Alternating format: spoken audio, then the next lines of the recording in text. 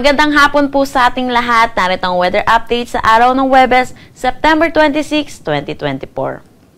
Meron tayong binabantayang low pressure area dito sa loob ng ating Philippine Area of Responsibility at ito'y huling namataan sa line 715 km east ng extreme northern Luzon.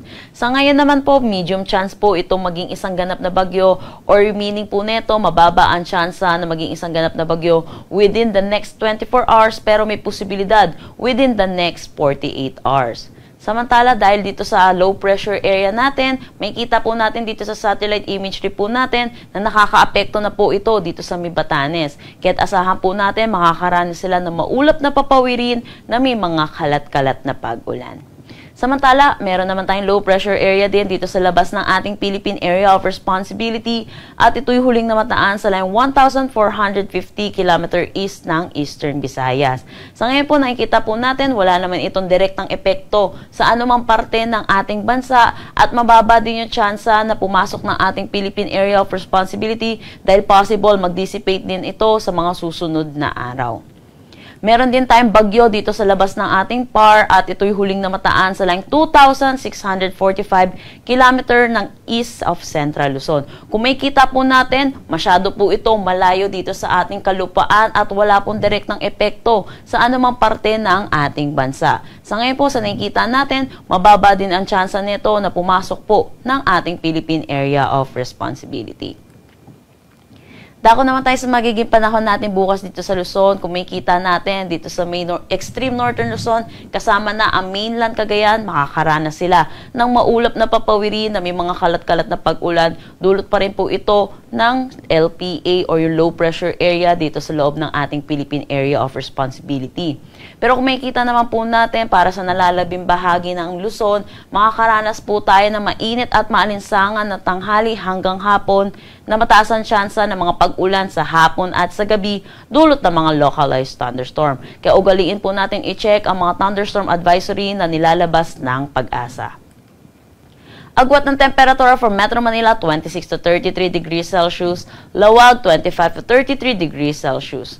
For Tuguegarao at Legazpi, asahan natin ang 25 to 32 degrees Celsius at Tagaytay, 23 to 32 degrees Celsius. Para naman dito sa Palawan, Visayas at Mindanao, kung may kita po natin, maaliwalas na panahon naman po ang kanilang aasahan. Agwat ng temperatura for Puerto Princesa at Calayan Islands, 25 to 32 degrees Celsius. For Iloilo at Tacloban, 26 to 32 degrees Celsius. For Cebu, asahan natin 26 to 31 degrees Celsius. Zamboanga at Davao, 25 to 34 degrees Celsius. At Cagayan de Oro, 25 to 32 degrees Celsius. Wala naman tayong nakataas na anumang gale warning sa anumang seaboards ng ating bansa. Dako tayo sa magiging panahon natin sa susunod 3 araw sa mga piling syudad natin. Kung may kita po natin, magiging maaliwalas ang ating panahon sa susunod na 3 araw. Pero asahan po natin, magiging mainit at malinsangan po lalo na sa tanghali hanggang hapon na may mga pag-ulan sa hapon at sa gabi dulot ng mga localized thunderstorm. Agwat ng temperatura for Metro Manila, 25 to 33 degrees Celsius. Baguio City, 17 to 24 degrees Celsius. For Legazpi City, asahan natin ang 25 to 32 degrees Celsius. Gayon dito sa may Visayas, asahan po natin ang generally fair weather. Agwat ng temperatura for Metro Cebu, 25 to 33 degrees Celsius. Iloilo City, 26 to 32 degrees Celsius. At Tacloban City, 25 to 32 degrees Celsius. Dito naman sa Metro Davao ay asahan din natin magiging maaliwalas ang kanilang panahon. Gayon din dito sa may Cagayan de Oro City at Zamboanga City. Agwat ng temperatura for Metro Davao, 25 to 33 degrees Celsius. Cagayan de Oro, 25 to 33 degrees Celsius. At Zamboanga City, 25 to 34 degrees Celsius. Ang sunset mamaya ay 5:49 p.m. at ang sunrise bukas ay 5:45 a.m. Para sa karagdagang impormasyon, bisitahin ang aming mga social media pages at ang aming website pag-asa.dost.gov.ph.